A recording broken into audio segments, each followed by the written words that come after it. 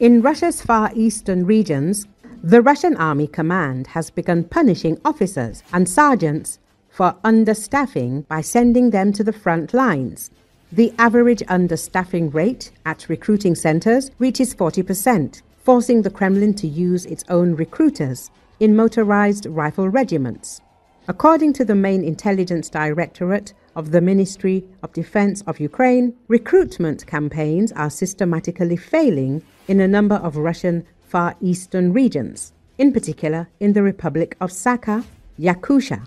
7 heads of recruiting points were transferred to the front in the motorized rifle regiments of the 5th, 35th, and 29th Armies. The decision to send those who failed to meet recruitment quotas to the front lines is due to the complete inability of local recruitment centers to staff the occupation forces.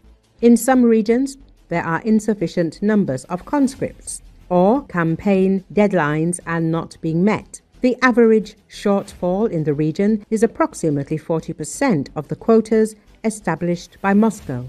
This approach reflects the Kremlin's complete lack of understanding of the real situation in the regions under its control and the urgent need to replenish losses at the front. The Main Intelligence Directorate of the Ministry of Defense of Ukraine reminds that every Russian service member who does not want to die in meat assaults has a chance to save their life. To do so, simply contact the I Want to Live project via Telegram.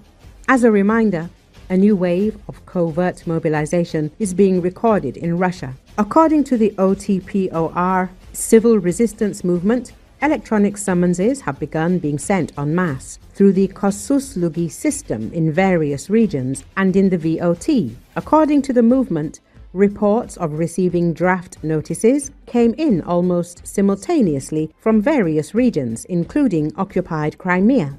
However, there has been no official announcement of a new wave of mobilization. The Kremlin traditionally operates covertly to avoid widespread discontent. Thus, as OTPOR reports, virtually all men of draft age in Russia, including residents of the temporarily occupied territories, are at risk of being forcibly sent to the front. The authorities thus continue to replenish the army's ranks, regardless of losses. The movement's participants advise all men in Russia who are at risk of being caught up in the next wave of mobilization to exercise extreme caution. The best way to avoid becoming involved in this criminal war is to leave Russia. If this is not possible, they should change their actual address, preferably moving to the countryside. Furthermore, they should take basic precautions and avoid leaving home unless absolutely necessary.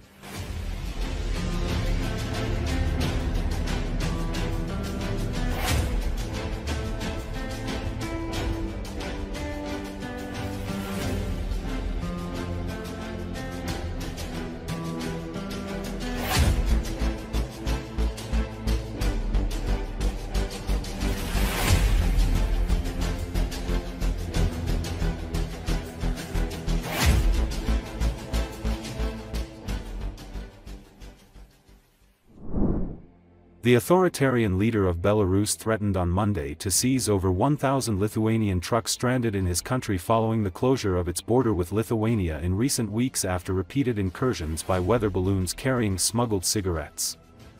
According to Associated Press, Lithuania, a NATO and European Union member, closed the 2 border crossings with Belarus on October 29 after the meteorological balloons flying from Belarus caused repeated disruption of air traffic at the airport in Lithuania's capital of Vilnius. The border will remain closed until at least the end of November.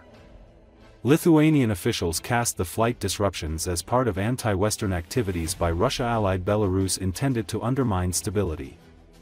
Lithuania borders Belarus as well as Russia's Kaliningrad exclave. Belarus President Alexander Lukashenko suggested that Vilnius itself needs to combat smuggling of contraband. The Belarusian authorities have refused to open a corridor exclusively to evacuate the stranded Lithuanian trucks, demanding that Lithuania fully reopen the border. If they don't do it in the next few days, we will make a decision, as the MFA has stated, in accordance with our law, up to the confiscation of the vehicles, said Lukashenko. He said on Monday that up to 1,200 Lithuanian trucks were stranded in Belarus because of the closed border, and he warned that Belarusian authorities could seize them if Lithuania fails to reopen it. Lukashenko said the trucks were moved to paid parking areas. They can't just loiter on the roads, 1,100 or 1,200 big trucks, he said. The tensions come as Europe is on high alert after drone intrusions into NATO's airspace reached an unprecedented scale since September. Some European officials described the incidents as Moscow testing NATO's response. Lukashenko noted that Belarusian authorities would raise the Lithuanian border closure in their contacts with Washington. Прежде чем перейти к рассмотрению основного вопроса, который о ситуации, которая не просто, как я понимаю, закрыли государственную границу. Если в ближайшие там несколько дней это не будет сделано, мы примем решение, как МИД заявил, в соответствии с нашими законами, вплоть до конфискации этих автомобилей. Они не могут болтаться на дорогах 1100 или 1200 огромных фур, которые стояли где-то там на дороге. Люди мучились, водители мучились. Я дал указание, чтобы водители не обижали, они ни в чем не виноваты. Могут ночевать в своих автомобилях, как они это делали на дороге, или же в гостиницах.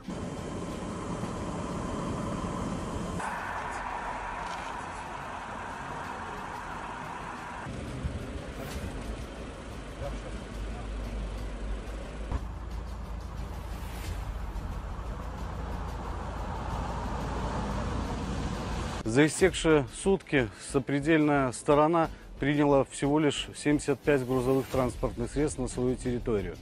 В связи с большим количеством находящихся грузовых автомобилей на территории, прилегающей к пункту пропуска, принято решение о их передислокации в другие свободные для размещения грузовых транспортных средств зоны ожидания. С 9 часов 10 ноября принято решение о прекращении движения литовских грузовиков в пунктах пропуска.